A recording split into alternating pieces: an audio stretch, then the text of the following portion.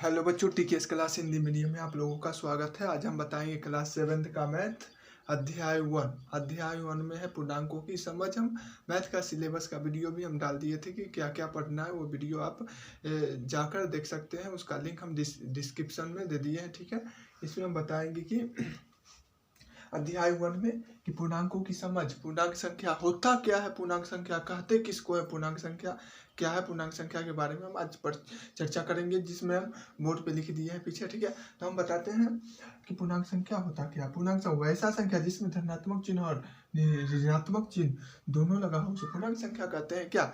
वैसा संख्या जिसमें धनात्मक चिन्ह और ऋणात्मक चिन्ह दोनों लगा हो उसे हम पूर्णांक संख्या कहते हैं। आराम से बोलिएगा, कोई धड़फड़ी नहीं है। ठीक है, तो आराम से पढ़िए। और जैसे में क्या होता है 0 1 2 3 -1 -2, यानी माइनस वाला भी संख्या पूर्णांक होगा, प्लस वाला भी संख्या पूर्णांक होगा। ठीक है, माइनस वाला भी संख्या को पूर्णांक कहीं भी लिखा रहे, -5 -2 या पूछ दे कि यह पूर्णांक संख्या में क्या, तो -5 है, -2 यानी सभी पूर्णांक संख्या है। ठीक है, तो हम पूर्णांक संख्या के बारे में पता करते हैं। और संख्या रेखा पर बीच वाले बिंदु पे 0 होता है, जिसमें दाएं की ओर 1 2 3 4 दिखा जाता है और बाएं की ओर -1 -2 माइनस वाला संख्या होता है। ठीक है, तो संख्या रेखा लिख दी है। शून्य ना तो धन पूर्णांक है और ना ही ऋण पूर्णांक। अब शून्य के बारे में बता रहा है कि शून्य ना तो धन पूर्णांक है और ना ही ऋण पूर्णांक। शून्य में ना तो माइनस का चिन्ह और ना ही तो प्लस का चिन्ह, कोई भी नहीं लगा सकते हैं। ठीक है, तो शून्य ना तो धन पूर्णांक है और ना ही ऋण पूर्णांक है। और शून्य के बाद की संख्या बढ़ते क्रम में होती है, यानी शून्य को जो बाद की संख्या उसको हम बढ़ते क्रम में कहते हैं। शून्य से पूर्व की संख्या घटते क्रम, यानी शून्य से पूर्व की संख्या ये सब घटते क्रम में -1 -2। ठीक है, और ये बढ़ते क्रम में है, ये घटते क्रम में। संख्या रेखा पर बाएं से दाएं की संख्या बड़ी होती है। संख्या रेखा पर बाएं से दाएं की संख्या क्या बड़ी होती है। संख्या रेखा पर दाएं से बाएं की संख्या छोटी होती है। 5 नंबर में हम क्या लिखेंगे, संख्या रेखा पर दाएं और बाएं की संख्या क्या छोटी होती है। शून्य प्रत्येक ऋणात्मक पूर्णांक से बड़ा तथा प्रत्येक धनात्मक पूर्णांक से छोटा होता है। शून्य के बारे में क्या किया, अगर शून्य माइनस वाला संख्या के साथ रहे तो क्या बड़ा हो जाएगा, और प्लस वाला संख्या के साथ रहे तो क्या हो जाएगा, प्लस वाला संख्या के साथ रहे तो बड़ा हो जाएगा शून्य।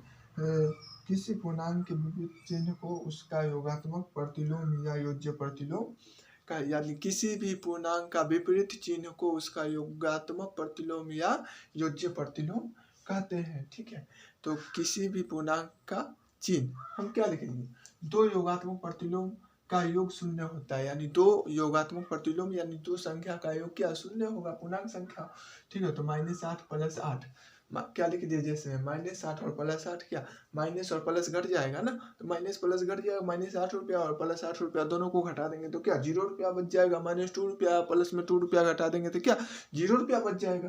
तो 8 का योगात्मक प्रतिलोम -8 होगा, यानी प्लस में 8 है तो चिन्ह बदल जाएगा ना। हम क्या बोले, योगात्मक प्रतिलोम का परिभाषा क्या बोलते हैं, किस पूर्णांक के विपरीत चिन्ह को उसका योगात्मक प्रतिलोम कहते हैं। ठीक है, तो किसी पूर्णांक का विपरीत चिन्ह, यानी देखो प्लस में 8 है तो विपरीत क्या माइनस में 8 हो गया, अगर माइनस में 8 रहता तो विपरीत चिन्ह क्या प्लस में 8 हो जाता। तो हम दे दिए क्वेश्चन इस प्रकार कि निम्नलिखित का योगात्मक प्रतिलोम लिखिए, तो प्लस में 8 दे दिए तो माइनस में 8 हो जाएगा, प्लस में 5 दे दिए तो माइनस में 5 हो जाएगा, प्लस में 7 दे दिए तो माइनस में 7, और माइनस में 2 दिए तो प्लस में 2 हो जाएगा। अगर माइनस में 5 दे दिए तो प्लस में 5 हो जाएगा, और प्लस में 8 दे दिए तो माइनस में 8 हो जाएगा, माइनस में 8 दे दिए तो प्लस में, यानी चिन्ह को बदल देना है, माइनस रहेगा तो प्लस कर देना, और प्लस रहे तो बराबर में माइनस कर देना है, यानी दोनों का योग जोड़ के क्या 0 आना चाहिए, जो दोनों का योग जोड़कर 0 आना चाहिए। इसके आगे हम बता रहे हैं बोर्ड में टाकर। ठीक है,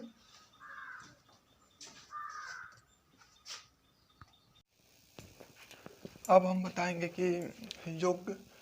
बताएंगे योग के अंतर्गत संवृत्त। योग के अंतर्गत संवृत्त का नियम क्या होता है, संवृत्त का गुण क्या होता है, इसके बारे में। तो वह गुण पूर्ण संख्याओं के योगों का संवृत्त कहलाता है। वह गुण पूर्ण संख्याओं के योगों का संवृत्त गुण कहलाता है। जैसे 5 + 8 यानी 13, ये पूर्ण संख्या है। 7 + 5 या भी पूर्ण संख्या है, 12 हो जाएगा, ये भी क्या पूर्ण संख्या है। तो व्यापक रूप में हम किन्हीं दो पूर्णांक a तथा b के लिए a + b एक पूर्णांक होता है। हम व्यापक रूप में ऐसे लिख सकते हैं कि यदि कोई पूर्णांक a और b है, कोई पूर्णांक ए और बी है तो उसको हम ए प्लस बी के रूप में लिखेंगे तो वो भी क्या पूर्णांक ही होगा। उसके बाद अगला नियम है क्रम विनिमय गुणधर्म।